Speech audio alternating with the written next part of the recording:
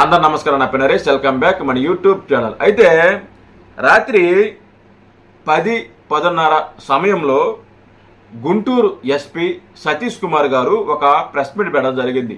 ఏదైతే మన పుట్రెడ్డి Sattenapalli tour issue ఏదైతే ఉందో దానికి సంబంధించి ఒక ప్రెస్ మీట్ పెట్టి జూన్ 18న అసలు ఏం జరిగింది, మేము ఎంతమందికి పర్మిషన్ ఇచ్చాము, ఎన్ని కార్లకు పర్మిషన్ ఇచ్చాము, సింగయ్య అనే వృద్ధుడు ఎలా మరణించారు, మేము ఏ సెక్షన్ల కింద కేసు నమోదు చేశాము, ఎవరెవరి మీద కేసులు నమోదు చేశాము, ఎవరెవరిని మేము అరెస్ట్ చేయబోతున్నాము అని ఆయన ప్రెస్ మీట్ పెట్టి మాట్లాడటం జరిగింది. సతీష్ అనే పోలీస్ అధికారి ఆ ప్రెస్ మీట్లో ఏం మాట్లాడారంటే, తాడేపల్లి నుంచి సత్తెనపల్లికి 3 కార్లకు మాత్రమే మేము పర్మిషన్ ఇచ్చాము, కానీ జగన్ దాదాపు 50 వాహనాలు ర్యాలీగా రావడం జరిగింది. ఏటుకూరు రోడ్డులోనే ఆంజనేయ స్వామి విగ్రహం దగ్గర సింగయ్య అనే వృద్ధుడు జగన్ వాహనం కింద పడ్డాడు. సీసీ కెమెరాలు, స్థానికులు తీసిన వీడియోలు ఆధారంగా జగన్ వాహనం కింద పడి సింగయ్య మృతి చెందినట్లు నిర్ధారణ అయింది అని సతీష్ కుమార్ గారు మాట్లాడడం జరిగింది. అయితే పక్కనే ఉన్న ఒక విలేకరు ఒక క్వశ్చన్ రేజ్ చేయడం జరిగింది. ఆ రోజున ఇష్యూ జరిగిన యాక్సిడెంట్ జరిగిన రోజు మీరు ఏరే విధంగా స్టేట్మెంట్ ఇచ్చారు, అది ప్రైవేటు వాహనం అని చెప్పారు, మరి ఇప్పుడు జగన్మోహన్ రెడ్డి గారి వాహనం కింద పడి మరణించారని చెప్తున్నారు, ఆ రోజు అలా ఎందుకు చెప్పారు అని ఒక విలేకరు అడగగా ఆయన చెప్పిన సమాచారం ఏంటంటే, గతంలో ఉన్నటువంటి ఆధారాలు ఆధారంగా ప్రైవేటు వాహనం చెప్పడం జరిగింది. పూర్తి దర్యాప్తు చేస్తున్న నేపథ్యంలో ఈ వీడియోలు వెలుగులోకి వచ్చాయి. ఈ కేసు సంబంధించిన విచారణ కొనసాగుతుంది. పూర్తి వివరాలు దర్యాప్తు అనంతరం వెల్లడిస్తాము అని ఆ రోజు నేను మాట్లాడాను. ప్రస్తుతం నా దగ్గర ఈ సమాచారం ఉంది. నాకు ప్రైవేటు వాహనం ఢీకొని సింగయ్య అనే వృద్ధుడు మరణించారు అని నాకు సమాచారం అందింది.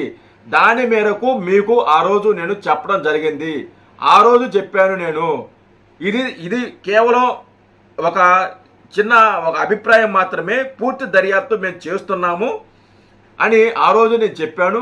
కానీ కొంతమంది నా మాటల్ని వక్రీకరిస్తున్నారు, వాళ్ళకి ఇష్టం వచ్చినట్లు దాన్ని ప్రచారం చేసుకుంటున్నారు.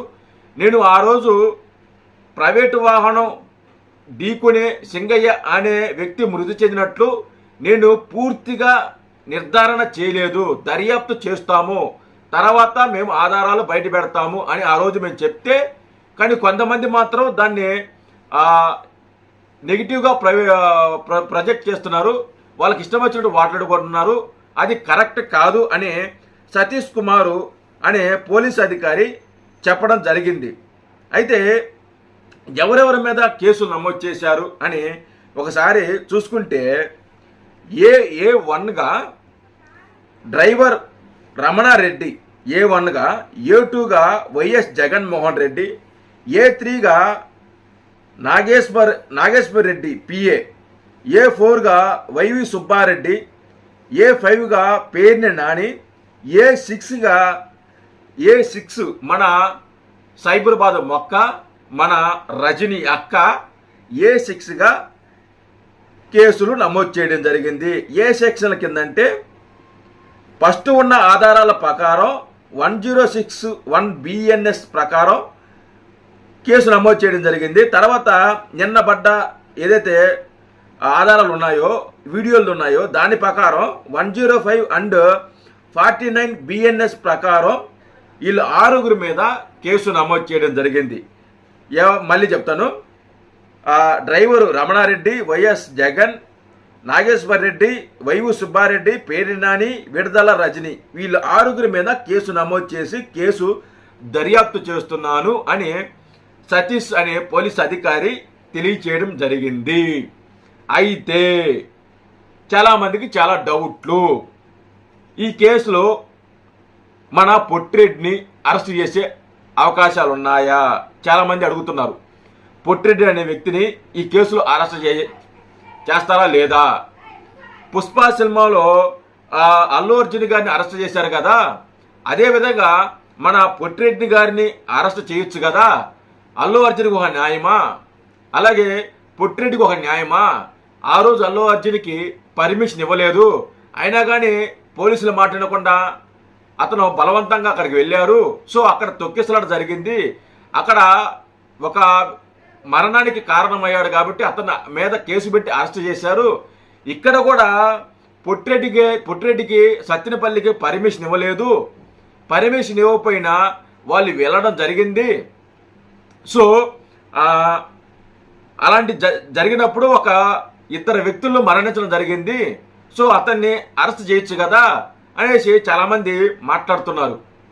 అయితే ఇది వీళ్ళని అరెస్ట్ చేస్తారా చేయరా అనేది మీరు నేను డిసైడ్ చేసేది కాదు, ఇది చట్టం డిసైడ్ చేస్తుంది. గుంటూరు పోలీసులు దీన్ని డిసైడ్ చేస్తారు. అరెస్ట్ చేస్తారా చేయరా అనేది నాకైతే ఒక ఐడియా ఉంది, బట్ నేను అది చెప్పకూడదు అనుకో, చేస్తారా చేయరా అనేది. బట్ నేను చెప్పకూడదు కూడా. ఏదైనా కానీ పోలీసులు నిర్ధారిస్తారు. మనం నిజాలని ప్రజల్లోకి తీసుకువెళ్ళడమే మన బాధ్యత. సో అరెస్ట్ చేస్తారా అరెస్ట్ చేయరా, లేదా ఆ డ్రైవర్ని అరెస్ట్ చేస్తారా అరెస్ట్ చేయరా, లేదా పేర్ని నాని కానీ, లేకుంటే వైవి సుబ్బారెడ్డిని కానీ, రమణారెడ్డిని కానీ, లేకుంటే విడుదల రజని కానీ, వీళ్ళు ఎవరినైనా కానీ అరెస్ట్ చేస్తారా లేదా అనేది వేచి చూడాలి. సో మేబీ ఒక 2-3 రోజుల్లో దీని మీద ఒక ఫుల్ క్లారిటీ వచ్చే అవకాశం ఉంది. ఎవరెవరిని అరెస్ట్ చేస్తారు, ఈ కేసు దర్యాప్తు ఎలా జరుగుతుంది అనేది రాబోయే 2-3 రోజుల్లో తెలిసిపోతుంది. జై హింద్.